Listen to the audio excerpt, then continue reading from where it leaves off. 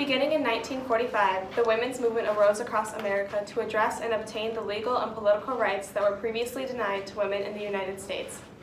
These injustices led to the overall rise in feminism, which is described as a movement that seeks to obtain social, political, and economic equality for both men and women. Most activism of feminist groups before 1945 focused on obtaining the right to vote, something that was not achieved until the 19th Amendment was passed in 1920, years after other nations, such as Canada. Even then, Indigenous women and men could not vote until after 1924. In the 1950s, the view of life consisted of women as humble housewives whose only purpose was to care for their family and home. Betty Friedan was not happy with this expected path of life, and voiced her opinion in her book, The Feminine Mystique, published in 1963. This book revealed to the public the overall discontent of upper and middle class women in America and exposed the myth of happy housewives with no other goals in life than to please their husbands. Betty Friedan became the first president of the National Organization for Women, also known as NOW, created in 1966, which was founded as a reaction to the Civil Rights Act of 1964, as stated by Alexis Mamou.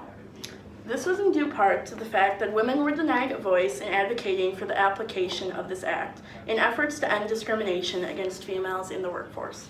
Since some feminists believed that NOW was too conservative in its methods of change, more radical women began to form groups such as the National Black Feminist Organization and Asian Sisters in Action, which had important impacts on feminism in the U.S. as well as Canada. These groups were made up of diverse members who wanted to free themselves from the constraints of the typical patriarchy and express this through their makeup and dress. To further understand the feminist movement, we will be taking a look at a recording from the 1960s in which a historian explains what feminism meant during that time. Goals of the historical movement included obtaining the right to vote, dismantling the stereotype of women's future, and gaining equality in the workplace. Women did obtain the right to vote, but continued to battle the stereotype of their future. Unfortunately, women did not acquire the equality in the workplace. Women requested equal access to jobs and an equal salary, but only Representative Howard Smith of Virginia worked against gender discrimination. Smith's proposition of prohibiting discrimination on the basis of gender was laughed at by all other congressmen, with the exception of Martha Griffiths from Michigan, who helped pass the law while keeping the amendment intact. Despite the success from passing the amendment, it quickly became clear that the Equal Employment Opportunity Commission would fail to enforce the law. As a result of this lack of enforcement, women banded together to make their voices heard. Without one designated leader, women of all ages, social classes, ethnicities, and political viewpoints worked to make the feminist social movement respected. The media disliked the fact that the movement did not have a specific leader, but many feminists believed that all women should be equal in status, as stated by Tavana.org. Although feminists of this time made great strides to achieve equality of both men and women alike, many injustices were still left unspoken for. This has resulted in a campaign today known as the Me Too movement, which was founded in 2006 to provide advocacy and healing for survivors of sexual violence. In particular, this movement addresses young women of color from low-wealth areas, as stated by MeTooMovement.org. Now we will take a look at an expert of the feminist movement who will further explain the past and present ties. Today, the Me Too movement has worked to bring light to the issue of sexual violence against women throughout the United States and has built up a community of advocates who are at forefront for creating new solutions to put an end to this violence in their own communities. Recently, the Me Too hashtag began to go viral on social media platforms such as Twitter and Facebook after multiple stories of sexual harassment by Harvey Weinstein made waves in the news.